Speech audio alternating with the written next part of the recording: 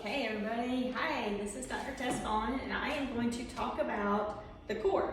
So we hear about the core all the time. You go to exercise classes, say tighten your core. You hear about the core needs to be tight to be able to do exercises to decrease back pain, butt pain, hip pain, leaking, any of that, pelvic floor pain. But what is a core? What does that mean? So this is going to be a 4-part series. Today I'm going to talk about the breath, which is part of the core. It is the ceiling of the core system. So we're going to talk about that first, and each day I will bring in another section of the core, and then at the final one, how it all comes together to decrease back pain, butt pain, hip pain, pelvic pain, leaking, painful sex, anything. It can all be affected with the core and the breath.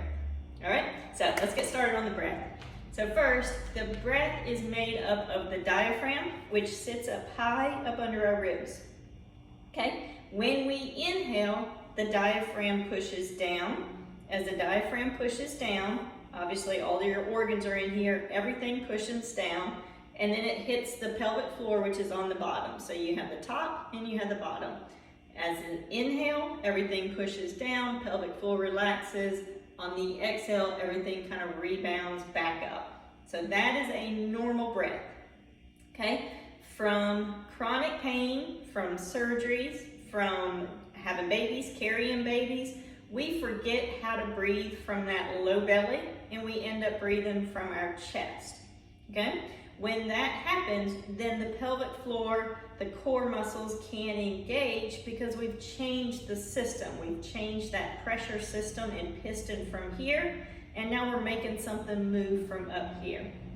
So let's talk about the breath first. You always hear about, it's either called a diaphragmatic breath, low belly breath, umbrella breath. All of those mean the same thing. And basically what that means is that you are breathing from down here and not letting the chest rise up here. So let's talk about the umbrella. So what that would look like is if you put your hands on your rib cage like this, and you do that low belly or that umbrella breath, watch my hands, watch my fingers, and watch my elbows. So what that would look like is on the inhale, okay, so it looks like my umbrella is opening down here at the bottom, and then on the exhale, watch my fingers, it zips back in. So you see my arms go out on the inhale, and on the exhale it comes back in. That is the low belly breath, the diaphragmatic breath, the umbrella breath. All means the same thing. And that's the breath they're talking about. If you go to an exercise class, you read anything, it's about that low belly breath.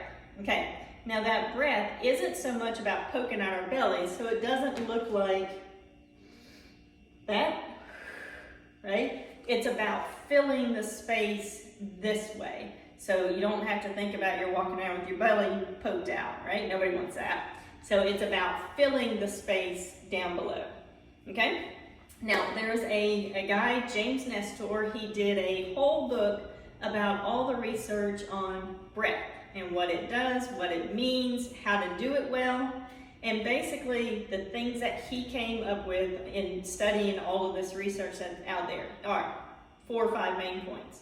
1, we want to breathe through our nose the majority of our time versus our mouth. So if you're a mouth breather in general, that can increase stress, blood pressure, pulse, having to get up and use the bathroom in the middle of the night, believe it or not, that increases.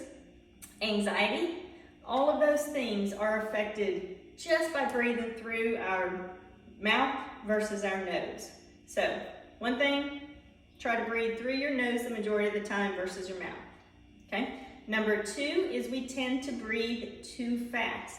What they have found for the optimum breath pattern is a 5.5 second inhale and a 5.5 second exhale, which is so slow. I mean, crazy slow. Just try it. There's an app, you can find one that just gauges your breath and it times it. Put in 5.5 seconds and just practice that. What you'll find is that if you do that with just a couple breath cycles, your whole body feels relaxed. You kind of dropped, you're relaxed, you're not up in here, everything has eased down because that is how we are supposed to breathe. Okay, so we're gonna breathe through our nose. We're gonna breathe slower, and we're gonna breathe from down low versus up here. So what that would look like if we're breathing from our chest is if you watch here, and I'm gonna breathe incorrectly, what it would look like is this, right? So did you see everything rise up? That we don't want. What that does is engages our autonomic fight or flight system. So that actually ramps up pulse, blood pressure, stress, all of those things that we're trying to calm down.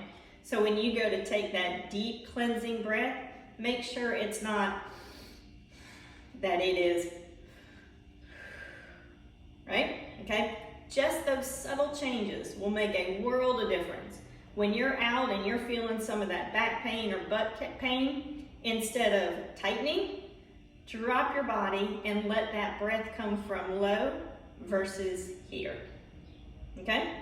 So, breathe slow, breathe through your nose, breathe down in the low belly, and when you're exercising, it is about, we actually want a slower exhale than an inhale. So when I go for a run, what I try to focus on is a 2-second inhale and a 5-second exhale, which goes against everything you want to do, because when you're running, you're sucking wind and you want to try to bring in more air. You want to try to inhale more. But what your body wants is a longer exhale. And if you can get there, it's hard at first. If you keep trying, what you're going to find in your body is that your body relaxes and it actually feels stronger, and you can go longer with that longer exhale and a shorter inhale cycle. Okay, so that's just during exercise what you want to do. And finally, when you have pain, when you've been sitting in the car and you have to get out, when you're at a restaurant, you're sitting down, you stand up, and you know you're going to have that hip pain, what you want to do is you want to move on the exhale. So to quote Julie Weeb, who is a physical therapist and is an amazing pelvic floor and breath specialist, she calls it below before you go. And so what that looks like is you're sitting down, you go to stand up, and it's going to be a as you stand up and start to move. Okay? What that does is it lets the muscles do what they know to do, and it's not making everything tense up and hold, because then the muscles are like, what are you asking me to do? I don't know what to do here. So it really lets everything just go.